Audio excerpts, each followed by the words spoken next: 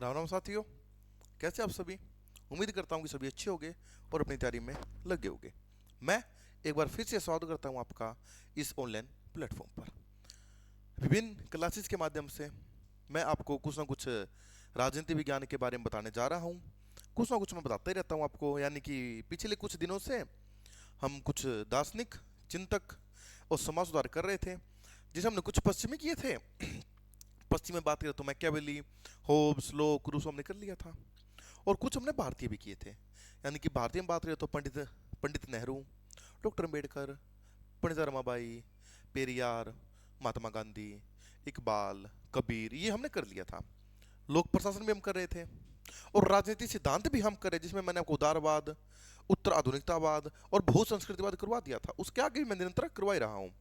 आज फिर आपके बीच में उपस्थित हुआ हूँ, आपके बीच में आया हूँ एक नई थिंकर को लेकर। आज हम बात करेंगे मैरी वोllstonecraft की। मैरी वोllstonecraft की बात करेंगे। अगर हम बात करें आपके लिए कहाँ उपयोगी होगी, सर्वप्रथम उसके लिए बात कर लेते हैं कि ये चीज़ किसके लिए उपयोगी होगी और किसको ये क्लास देख लेनी चाहिए। सर्वप्रथम जो बच्चा यूजीसी नेट की तैयारी कर रहा है और जिसका उद्देश्य है साथियों कि मुझे जून 2024 में एग्ज़ाम देना है, जिसके लगभग 70 से 80 दिन बचे हुए हैं, मुझे जून 2024 में एग्ज़ाम देना है, वो बच्चा ये देखे।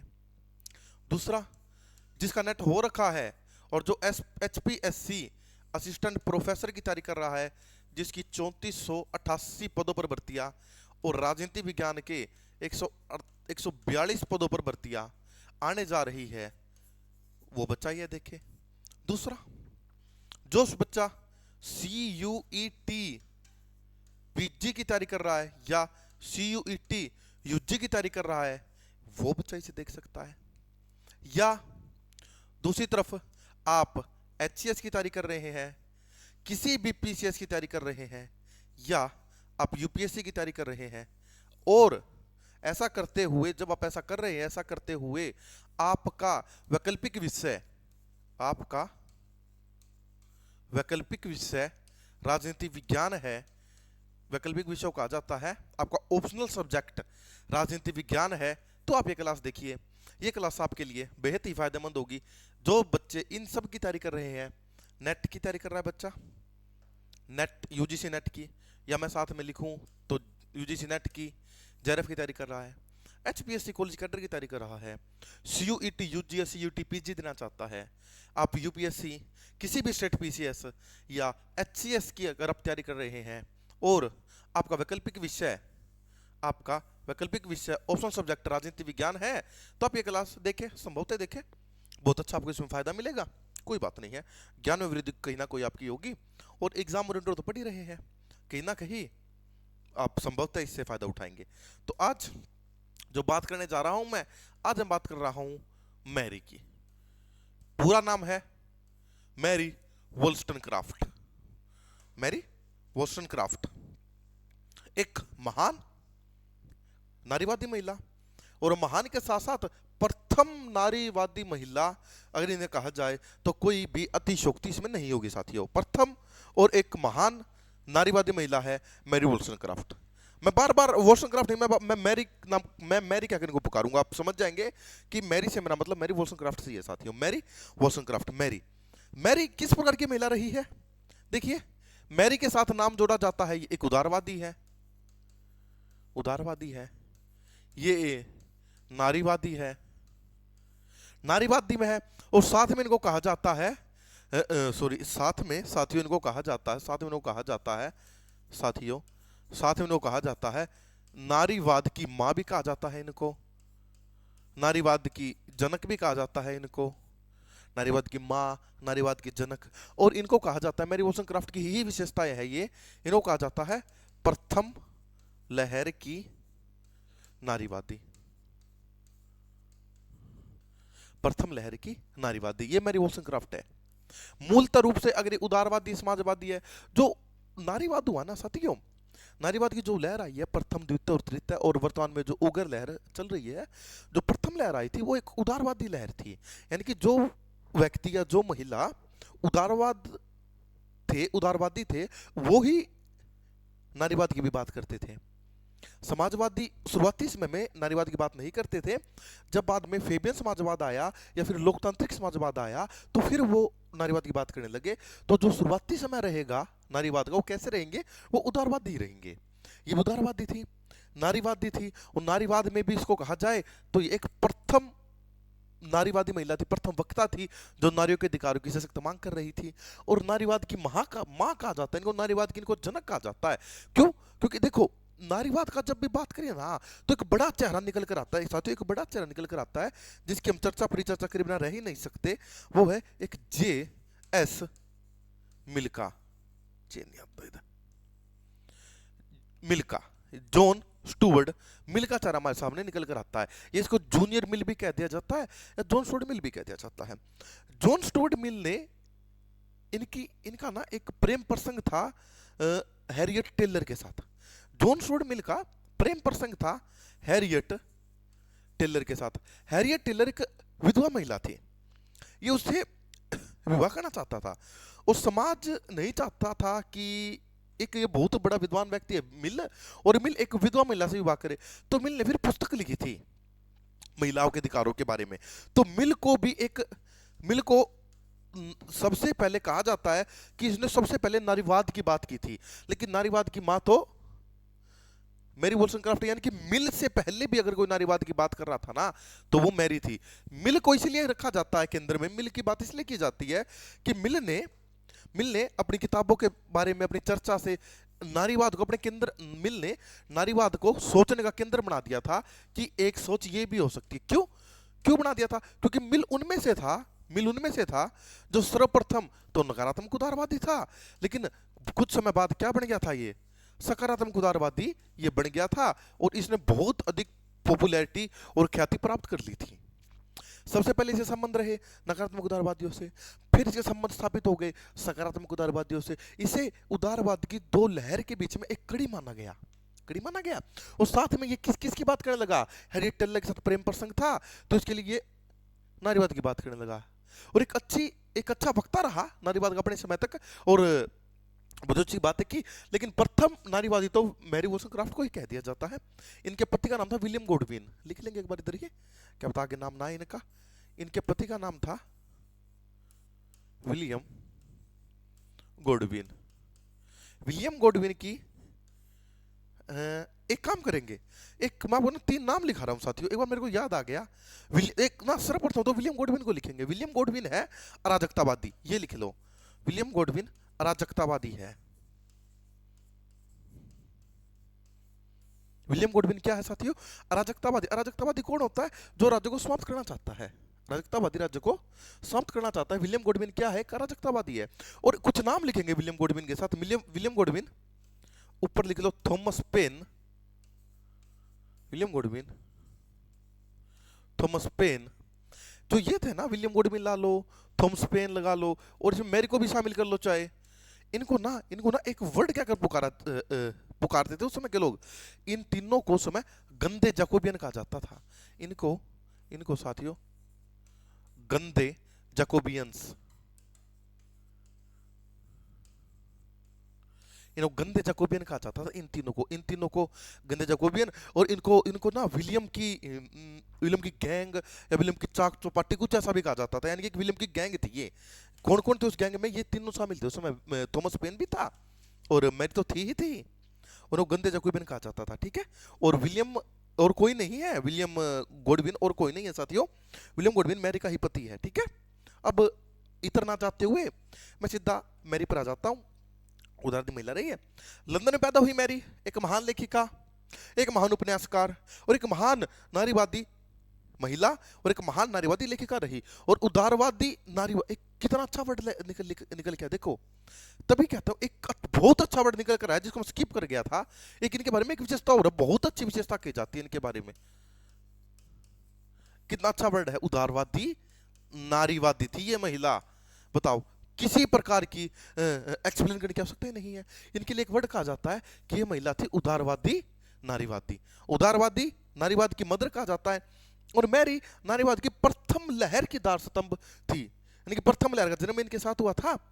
और जॉन लॉक के उदारवाद से प्रभावित थी। कौन सा उदारवाद से? ये देखो मैंने क्या लिखा इधर, एक एक देखो। पेपर कैसे क्लियर होगा, लिस्ट बताई जाएगी। लेकिन ये कहा कि उदारवादी थी, तो किस प्रकार के उदारवाद से? ये लोक से वो थी प्रभावित थी। लोक कौन था? लोक उदारवाद का पिता था, लोक उदारवाद का पिता था, और ये लोक से प्रभावित थी। आगे देखिए, लोक से प्रभावित थी और एक पुस्तक लिखी इन्होंने, जिसकी वजह से आज आप मैरी को पढ़ रहे हैं और कभी जीवन में समय मिले तो प्लीज इस पुस्तक को जरूर पढ़ेंगे आप। देखिए, जीवन में ना ज्यादा नहीं, आपको ना मैं आखिरी में कुछ 20 एक लोगों या 20 एक पुस्तक के बारे में पढ़ाऊंगा।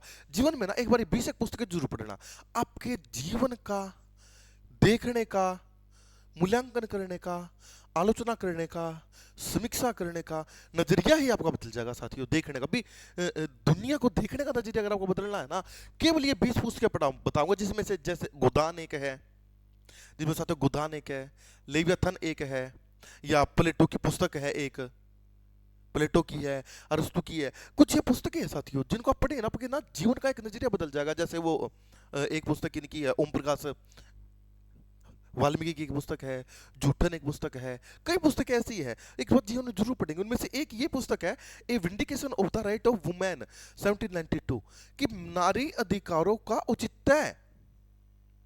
1869 में जॉन स्टुअर्ट मिल की जब जॉन स्टुअर्ट मिल ने एक पुस्तक लिखी, subjection of women. John Stuart मिल ने तो पुस्तक लिखी सब्जेक्शन ऑफ वुमेन, कि स्त्री की पराधीनता, स्त्री पराधीन क्यों है, और इसने पुस्तक लिख दी a vindication of the right of women, की महिलाओं को अधिकार क्यों देना चाहिए या महिलाओं के अधिकार देने का क्या औचित्य है। इनमें इस चीज को बताने एक बात सुनी होगी कि एक घर में जो पुरुष पढ़ता है ना, तो एक ही व्यक्ति पढ़ता है, और जब महिला पढ़ जाती है तो पूरा परिवार पढ़ जाता है। ऐसी ऐसी कुछ बातें मैरी ने बताई। और आगे देखिए, ये पुस्तक रही मेरी कुछ कृतियां, अगर हम देख के बात करें तो thought on the education of daughter 1787, एक बड़ी एक महान कृतियों में से एक। A vindication of the right of man 1790, and a vindication of the right of women. देखिए, एक मिनट मैं कह रहा हूं, a vindication of the right of man एक अलग पुस्तक है इनकी, a vindication of the right of women एक अलग पुस्तक है इनकी। ये दोनों पुस्तक याद रखेंगे आप। ये नहीं है कि इन्होंने केवल वुमेन के बारे, इन्हें मैन की पुस्तक और वुमेन दोनों पुस्तक लिखी है, ठीक है। A vindication of the right of man and a vindication of the right of women, ये तो वही बात है। ये तो आई थी 1790 में साथियों, और ये आई थी 1792 में। ए विंडिकेशन, और एक जीवंत रचना की अगर मैं बात करूं, एक जीवंत या एक आधारभूत रचना की बात करूं, तो वो ये है सबसे जीवंत रचना आज की, a vindication of the right of women 1792। And एक पुस्तक और है, an historical and moral view of France revolution 1794। याद है तो ठीक है, नहीं कोई बड़ी बात नहीं है, ठीक है। आगे बढ़ चलते हैं आप। इनके सामाजिक और इनके राजनीतिक विचार कर लेते हैं। सबसे तो पहले तो देखो एक ही बात है भाई, किसके ऊपर विचार रहेंगे, आप बिना कहीं भी मेरे को बता सकते हो सर, इनके विचार रहेंगे नारी शिक्षा की ओर। एक बात बताओ, विचार कर गहन मंथन करके, सबसे पहला आपके सिलेबस में ऐसा कौन सा दार्शनिक है अब तक के, कौन से हैं जो नारी शिक्षा की बात करते हैं या नारी शिक्षा के पक्षधर रहे हैं, बताएंगे? अरे देखो सीधी सी बात है, तो प्लेटो ही रहा नारी शिक्षा का पक्षधर है, प्लेटो रहा नारी शिक्षा का पक्षधर। इन्हें किससे लिया नारी शिक्षा? इसने लिया अपने उससे जो पाइथागोरस से। प्लेटो किससे प्रभावित था इस बारे में? पाइथागोरस से प्रभावित था प्लेटो इस बारे में, पाइथागोरस से। अरस्तु रहा है क्या? रूसो रहा है क्या? खिलाफ रहे हैं? रहा कौन? लोक रहा है क्या? रहा है, लोक रहा है। और जिसकी पुस्तक थी ना, जो ये पुस्तक है, ये पुस्तक है जो साथियों देखेंगे, ये पुस्तक है, इसमें लोक का समर्थन करती है। क्यों? क्योंकि लोक नारी शिक्षा का पक्षधर था, ठीक है। और रूसो की पुस्तक द एमाइली 1762, इसके अंदर इसका मना क्या था कि महिलाओं को शिक्षा नहीं देनी चाहिए, एमाइली। और इसकी पुस्तक द पॉलिटिक्स में इसने इनकी आलोचना की थी महिलाओं की। और ये पाइथागोरस से प्रभावित तो था प्लेटो, इसकी पुस्तक थी वो द रिपब्लिक कंसर्निंग जस्टिस। और लोग ने समर्थन किया नारी शिक्षा का, तो ये भी इनकी समर्थक रही है, महिला शंकर बड़ी समर्थक रही है। महिला शिक्षा पर बल दिया, किस पुस्तक पर बल दी रही है, कौन सी पुस्तक में ये बातें? ये बात इसकी पहली पुस्तक है ना, जो thought on the education of daughter, उसके विचार बता रहा हूं मैं, नारी शिक्षा में क्या लिखा है उन्होंने उसके बारे में। कहती है कि पुरुष प्रधान समाज में स्त्री, देखो ये कह रही कि एक समाज है आपका, समाज कैसा है, बिल्कुल ध्यान से सुनेंगे, आपका समाज है पुरुष प्रधान, इसको पैट्रियार्की कह दिया जाता है। कैसा समाज आपका? पैट्रियार्कियल, पुरुष प्रधान। ये पुरुष प्रधान समाज में और कुछ भी नहीं होता। इसमें कहा जाता है कि एक महिला अच्छी कठपुतली बनकर कैसे रहे। एक महिला अच्छी कठपुतली बनकर कैसे रहे, केवल यह इसमें सिखाया जाता है। एक महिला अच्छी कठपुतली कैसे बने। कठपुतली का मतलब होता है कि किसके इशारों से चले, वो केवल पुरुष के इशारों से चले। भाई जैसा पुरुष चाहता है कि महिला क्या रहे। बिल्कुल ध्यान से सुनेंगे। अभी ना मैं थोड़ा सा प्रकाश डालूंगा, जब मैं आपको नारीवाद कराऊंगा ना, एकदम से इतनी बातें बताऊंगा। सिमोन द बुआ कहती है, सिमोन द बुआ नहीं, वो सिमोन द बुआर है। देखो ऐसे गलती होती है यार। एक बात और बताता हूं, उनका नाम है सिमोन द बुआर और लोग कहते हैं उसको सिमोन द बुआ। वो सिमोन द बुआ नहीं, सिमोन द बुआर है। सिमोन द बुआर कहती है कि महिला पैदा नहीं होती, महिला बनाई जाती है। ये बात शायद मैंने पहले ही बताई थी बात। महिलाएं पैदा नहीं होती, महिलाएं बनाई जाती है। उसके ऊपर मैं फिर जाऊंगा भी क्यों बनाई जाती है, कैसे बनाई जाती है। एक वहां पर एक आदम का सांप भी चलता है। एक आदम का सांप क्या था और आदम के सांप से कैसे छुटकारा मिलेगा। महिला को सांप लगा हुआ है एक आदम का, भी कैसे छुटकारा मिलेगा आदम के सांप से महिलाओं को, वो सारी बातें करेंगे। लेकिन सिमोन द बुआर की बात बहुत अच्छी लगी तो बताई। एक कठपुतली होती है, पुरुष चाहता है, कोई भी पुरुष, चाहे मैं भी हूं चाहे कोई भी हो, समाज का पुरुष हो, सभी ये है, पुरुष ये चाहता है कि पेरियार ने कहा था ना कि पुरुष कभी महिला को याद नहीं करेंगे। क्यों? क्योंकि शेर कभी बकरी को याद नहीं करता, इसलिए पुरुष कभी महिला को याद नहीं करेंगे। पेरियार या कोई पुरुष चाहता है कि महिला चंचल रहे। पुरुष ने महिला को सिखा दिया कि आप क्या रहो, चंचल रहो, आपका भाव होना चाहिए शालीन। आप कैसी, सबसे बड़ी बात तो ये होती है महिला को ये सिखाया जाता है कि आप शालीन रहो, चंचल रहो, आपके हाथ कोमल होने चाहिए, आपका हृदय कोमल होना चाहिए, आप सुंदर दिखो। सारा दिमाग किसके ऊपर लगाओ कि आप सुंदर कैसे दिखोगी, या अच्छे अच्छे कपड़े पहनना, सुंदर दिखना, पति को रिझाना है, अच्छा खाना बनाना है, अच्छे तरीके से रहना है, अपना मन पवित्र रखना और पवित्रता की देवी बनना। ये सब महिलाओं को ना सिखाया जाता है। सबसे बड़ी बात जो महिलाओं को सिखाई जाती है वो सिखाई जाती है सहिष्णुता। और एक उससे भी बड़ी बात महिलाओं को सिखाई जाती है, वो सिखाई जाती है सहनशीलता, कि आपको प्रत्येक चीज सहन करनी है। सहनशीलता महिला में होती नहीं है, ये सहनशीलता महिला को सिखाई जाती है। और पुरुष पूरी की पूरी महिला को कठपुतली बनाना चाहता है कि वो मेरे अनुसार चले, मेरे अनुसार अपना जीवन व्यतीत करे। और रूसो तो यहां तक कहता है कि जब एक बच्ची पैदा हो तो अपने पिता के कंट्रोल में, जब वो जवान हो जाए तो अपने पति के कंट्रोल में, और जो वृद्ध हो जाए तो अपने पुत्र के कंट्रोल में उसको रहना चाहिए। महिला कभी भी स्वतंत्र नहीं रह सकती, क्योंकि महिला अविवेकी होती है, ऐसा रूसो भी कहता है। और सभी चाहते हैं कि महिला ऐसी बने। ये मेरी इस बात की वो जिक्र कर रही है। और महिला कठपुतली बनने से कब बचेगी? जब उसको शिक्षा दी जाएगी, तब वो अपने अंदर योग्यता का, नैतिकता का, प्रतिभा का, कौशल का विकास करेगी, तब जाकर वो कठपुतली बनने से बचेगी महिलाएं। बिल्कुल ठीक है। और कहते हैं, ये मेरी ना एक बात और कहती थी कि ये पुरुष समाज पता क्यों नहीं शिक्षा दे रहा महिलाओं को? क्योंकि पता है कि अगर महिला शिक्षा लेने लगी ना तो पुरुषों का नंबर नहीं आएगा कहीं पर भी। अगर महिला शिक्षा लेने लगी तो पुरुषों का कहीं पर भी नंबर नहीं आया, क्योंकि महिला बहुत अधिक मेहनत करना जानती है और महिला बहुत अधिक मेहनत करती है। यहाँ पर कार्ल मार्क्स की बात मेरे को याद आती है। कार्ल मार्क्स कहता है कि मजदूरों, तुम्हारे पास कुछ भी नहीं है सिवाय जंजीरों के, और पाने के लिए पूरा जहान है। वही बात महिला पर लागू होती है। महिला पास क्या है? खोने के लिए कुछ भी नहीं है। महिलाओं के पास कुछ भी नहीं है। जो चूल्हा चौका रसोई तो उनके पास पहले भी थी और अब भी है। केवल क्या है? मेहनत करो और इसे जाति पालो। आप मेहनत करो और इससे आजादी पालो साथियों। बस ये भी बात मेरी वोल्सनक्राफ्ट कहती थी। ठीक है। और कहती थी कि महिलाओं को नागरिक अधिकार दिए जाए, उनको शिक्षा दी जाए, और पति से उनके स्वतंत्र अस्तित्व को मान्यता दी जाए। पति से स्वतंत्र अस्तित्व चाहिए उन्हें, उसके अधीन रहना नहीं चाहती महिला, और समाज के लिए अधिक लाभदायक स्थिति होगी ये। आपने ना देखो क्या किया गया है। मेरी एक बात और कहते कि आपने ना समाज में दास प्रथा को बंद कर दिया ना राज्य ने दास प्रथा को बंद। अकबर था एक पहला शासक, मैंने जहां तक सुना है, मैं इतिहास का छात्र नहीं हूं, मैं इसका पॉलिटिकल का छात्र रहा हूं, मैंने सुना है फिर भी कि अकबर ने दास प्रथा को प्रतिबंधित कर दिया था। जो उनकी पत्नी थी हरका बेगम की बातों में आके, हिंदू थी वो, दास प्रथा को बंद कर दिया, प्रतिबंधित कर दिया था उनके राज्य के अंदर। दास प्रथा कौन सी है? दास प्रथा अपने सार्वजनिक क्षेत्र की तो बंद कर दी, लेकिन घरेलू क्षेत्र की दास प्रथा अभी भी चली आ रही है। घरेलू क्षेत्र कैसे? पुरुष ने अपने घर के ही अंदर एक दास रखा हुआ जिसे वो महिला कहता है। पुरुष ने अपने घर के ही अंदर एक दास बना रखे, जो महिला है उसको आजाद करना होगा। वो महिला दास कैसे आजाद होगी? जब उस महिला दास को नागरिक अधिकार दिए जाएंगे। और यही बात तो कहता है लोक, और यही बात कहती है मैरी, कि उस महिला को क्या दिया जाएगा? नागरिक अधिकार दिए जाएंगे, एक शिक्षा दी जाएगी, गुणवत्तापूर्ण शिक्षा दी जाएगी, तब वो महिला उस दासता से आजाद होगी, तो वो महिला उस स्लेवरी से आजाद होगी। आगे बढ़ चले।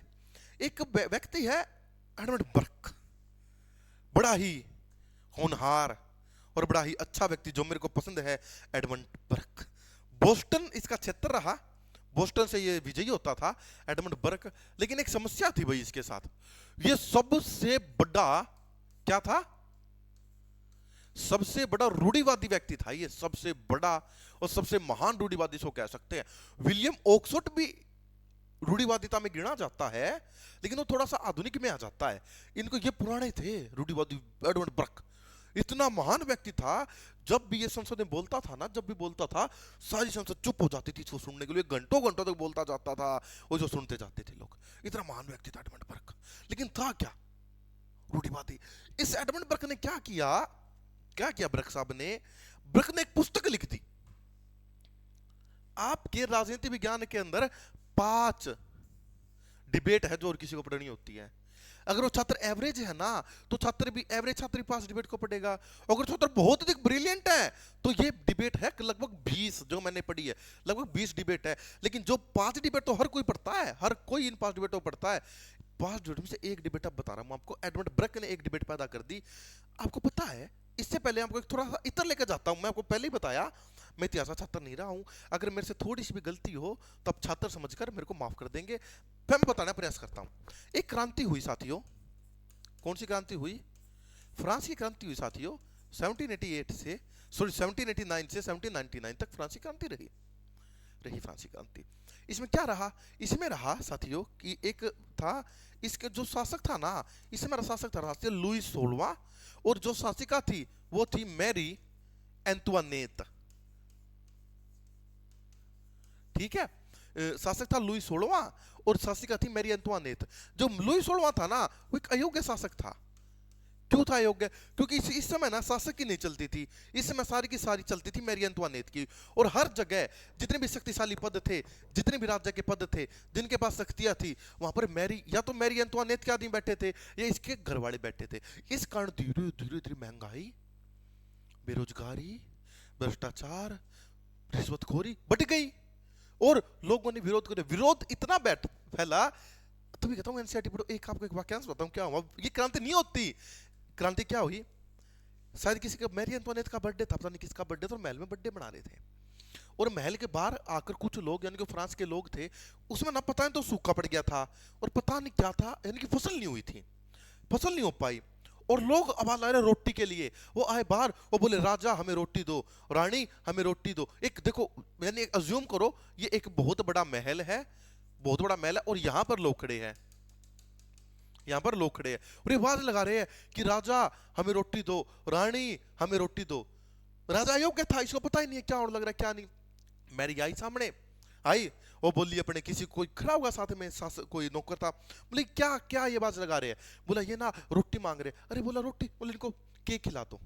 बोला इनको रोटी मत दो, इनको केक खिला दो, केक। यानी कि उस दिन बर्थडे था किसी का, वो केक खा रहे थे।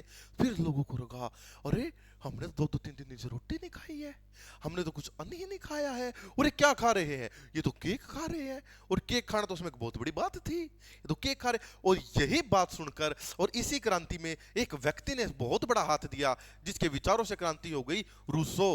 और रूसो की बात सुन के और इनकी बात सुन के लोगों ने क्या करती? फ्रांस की क्रांति करती। ये तो चलो कि मैंने छोटी सी आपको एक फ्रांस की क्रांति बता दी, वैसे ही मेरा विषय नहीं था। फिर इसके बाद क्या हुआ साथियों? इसके बाद क्या हुआ? इसके बाद ये हुआ, देखो इसके बाद ये हुआ कि जो फ्रांस की क्रांति थी ना, इसके ऊपर बहुत से लोग बाद में विचार करने लगे। विचार क्या करने लगे? विचार ये करने लगे कि ये क्रांति अच्छी थी या ये क्रांति बुरी थी। और इस क्रांति पता क्यों हुआ? क्यों विचार किया जाने लगा इस फ्रांस की? बहुत ही जल्द फ्रांस की क्रांति को रोक दिया जाएगा, बहुत ही जल्द फ्रांस की क्रांति को रोंद दिया जाएगा। अब देखिए कैसे। इसके बाद एक शासक पैदा हो जाएगा, रोबिस्पियर।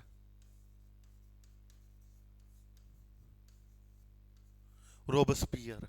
रोबस्पियर कह देगा कि मुझे पता है फ्रांस की जनता का हक किस में है, फ्रांस जनता क्या कहती है। और रोबस्पियर एक मशीन बना देगा, गिलोटीन।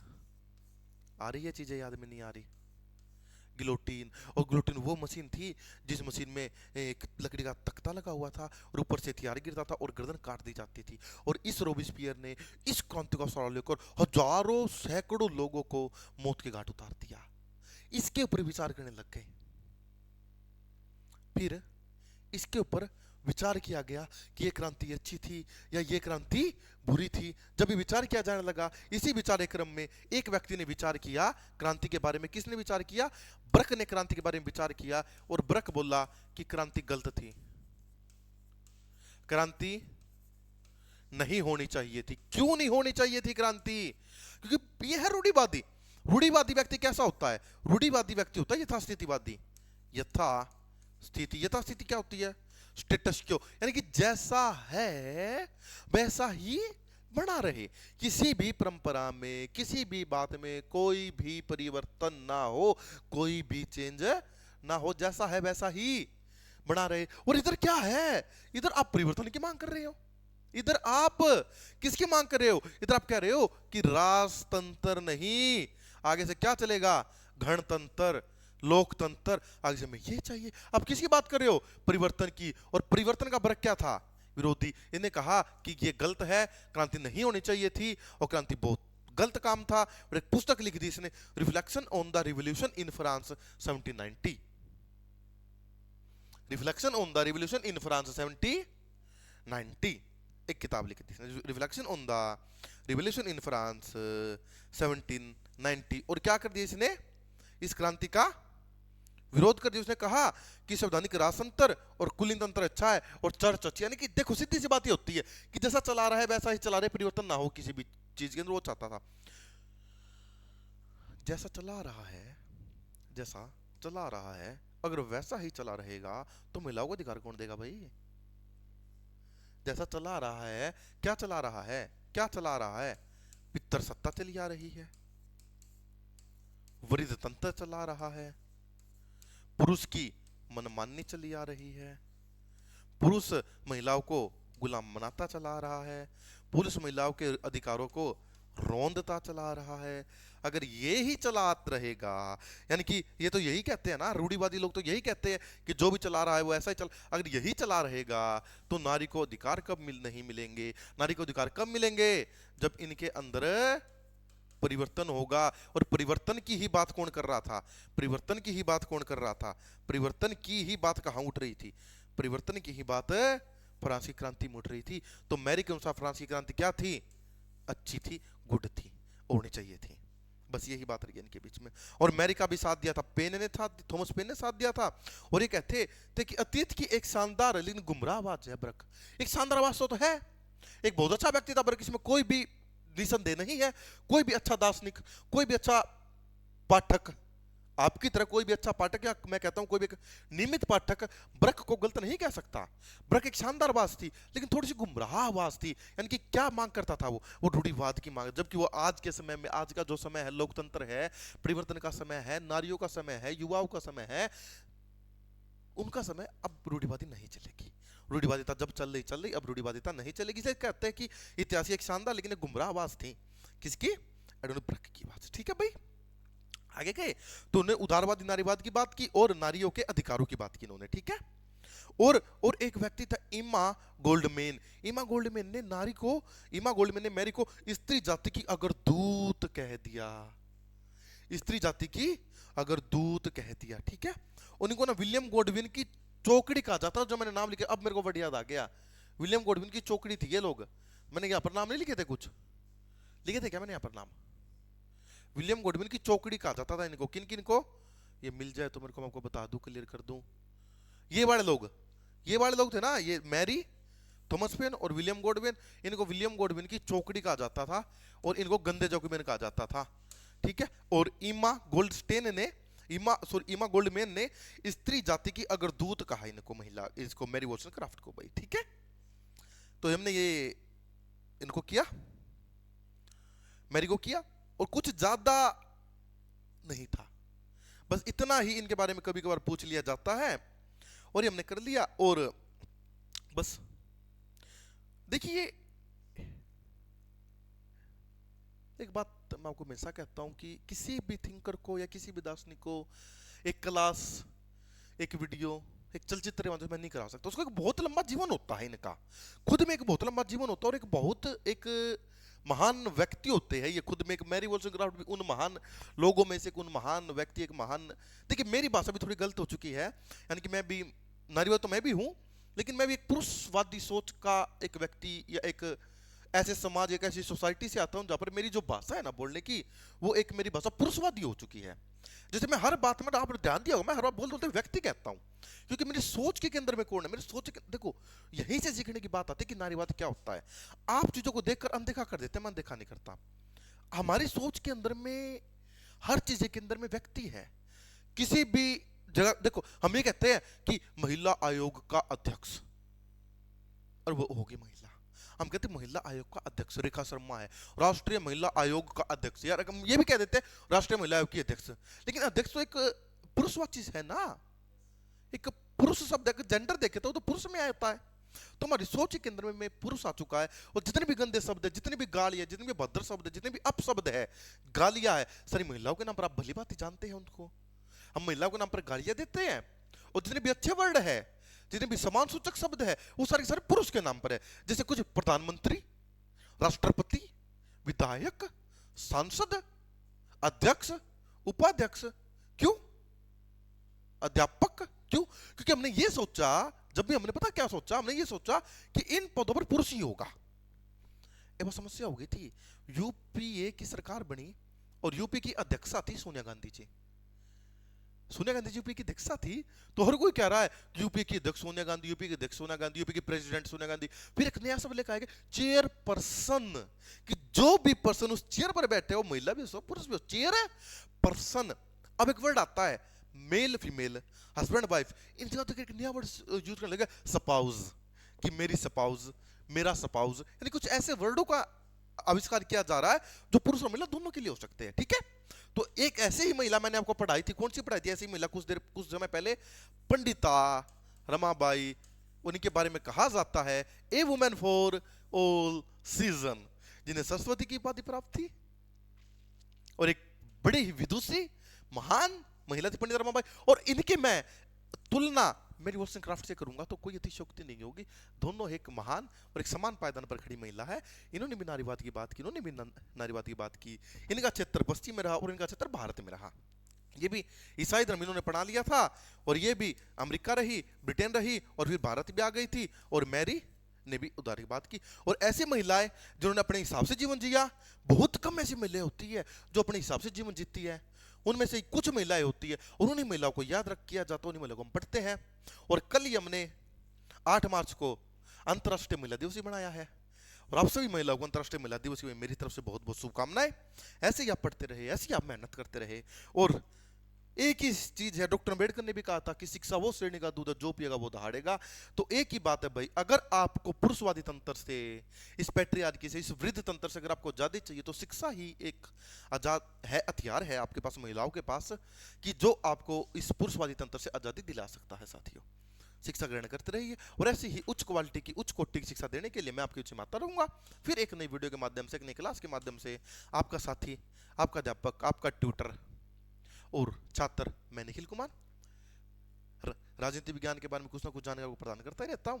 फिर मिलेंगे एक नई वीडियो के माध्यम से, एक नए मोड पर, और कुछ ना कुछ फिर कभी देखेंगे, एक नई थिंकर, एक नए दार्शनिक, एक नई अनसुलझी पहेली, फिर कभी चर्चा करेंगे।